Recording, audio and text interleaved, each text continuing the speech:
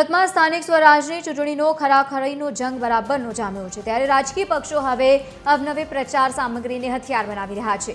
શહેરના બજારોમાં ભાજપ, કોંગ્રેસ અને આમ આદમી પાર્ટીની ટોપી, ખેસ અને ઝંડાની ભારે ધૂમ જોવા મળી રહી છે। ખાસ કરીને પીએમ મોદીના માસ્ક અને 3D ઇફેક્ટવાળી સામગ્રીની ભારે ડિમાન્ડ દેખાઈ રહી છે અને તેમજ પક્ષના ચિહ્નવાળી સાડીઓ અને લેડીઝ પર્સ આકર્ષણનું કેન્દ્ર બન્યા છે। 2 વર્ષની મંદી બાદ બજારમાં આવેલી આ રોનકથી વેપારીઓમાં પણ ભારે ઉત્સાહ જોવા મળ્યો।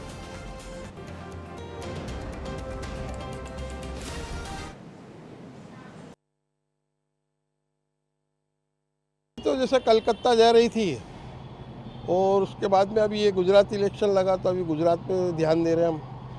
बाकी आसाम है और केरला है, इन पे माल जहाँ विधानसभा होते हैं वहाँ के व्यापारी हमसे माल लेके जाते हैं। तो वैरायटी में तो क्या है, जो अभी जैसे मान लो पिछली बार टोपी नहीं थी, मोदी जी ने जो टोपी पहनी तो वो फेमस होगी, तो टोपी चलने लगी, गांधी टोपी मोदी जी की।